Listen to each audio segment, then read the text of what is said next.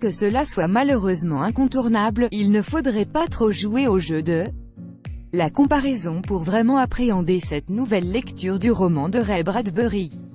Parce que 50 ans séparent le film de Truffaut et celui de Ramin Barani et que, entre-temps, la société occidentale a énormément changé, puis parce que surtout, dans ce laps de temps, Fahrenheit 451 est passé du statut d'œuvre dystopique à celui d'histoire d'anticipation.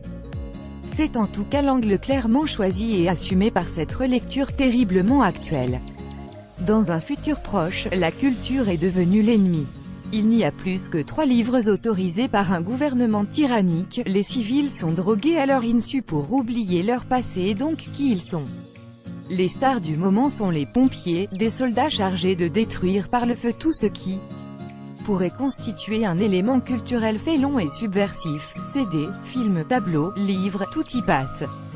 C'est dans ce contexte que nous faisons la connaissance de Montag, un pompier à la carrière prometteuse, pris sous l'aile de son supérieur Beatty, qui va sacrément remettre en cause la société après avoir débusqué une anguille, une clandestine vivante entourée de livres, et avoir assisté à son immolation. Subtilisant un livre, il va découvrir que la société dans laquelle il vit n'est pas forcément ce qu'elle semble être. Mi-cuit. Notre plus grande crainte était évidemment que l'histoire de départ ne soit appauvrie et maltraitée pour répondre au canon actuel. Que cela entraîne une simplification des enjeux et du discours pour la vider totalement de sa substance, comme Hollywood en a malheureusement trop l'habitude en ce moment. Donc avec un grand plaisir que nous comprenons, dès les premières minutes, qu'HBO n'a pas cédé aux sirènes du politiquement correct. Bien au contraire. En effet, ce nouveau Fahrenheit 451 se permet même d'aller encore plus loin que son modèle en prenant en compte les évolutions douteuses de notre civilisation. Ainsi le monde que l'on nous présente est une conséquence directe de la société dans laquelle nous vivons actuellement, dominée par les réseaux sociaux, où le concept de vie privée s'étiole de jour en jour et où la nécessité narcissique remplace la main tendue à son voisin. Dans ce contexte, l'histoire prend un tout autre sens, beaucoup plus amer et troublant. C'est bien à un gigantesque cri d'alarme que nous avons affaire. Cela dit, Ramin Barani, 99 hommes, a l'intelligence de ne pas faire passer le fond avant la forme et de faire de son film avant tout un objet de divertissement, très sombre et envoûtant par bien des aspects. C'est pourtant au détour d'un simple dialogue que le film nous ouvre son cœur, lorsque l'on nous explique que contrairement à ce que l'on pourrait penser, il n'y a pas eu de coup d'État pour imposer une dictature. L'anéantissement de la culture, et donc des esprits et du libre arbitre, a été voulu inconsciemment par la population qui ne demandait que cela. En se divisant en groupes communautaires qui voulaient interdire tout ce qui pouvait choquer au nom d'une morale un peu floue. Cela fait évidemment écho à tout ce qui se passe actuellement et que l'on ne cesse de relever en tentant de comprendre ce qui nous arrive tout en nous mettant en garde. Et, de ce point de vue, le film est terrorisant parce que parfaitement crédible.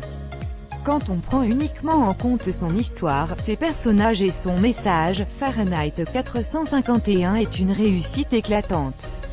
Les chairs et les cendres. Si l'on veut vraiment profiter de ce film, il ne faut donc pas le prendre comme une adaptation du livre original ou une nouvelle version du film de Truffaut, mais bel et bien comme leur réactualisation tout autant qu'une variation sur le concept. Si le film respecte les péripéties du roman dans les grandes lignes, leur traitement risque de faire grincer quelques dents. On vous prévient tout de suite, effectivement l'histoire a été arrangée en fonction des canons actuels.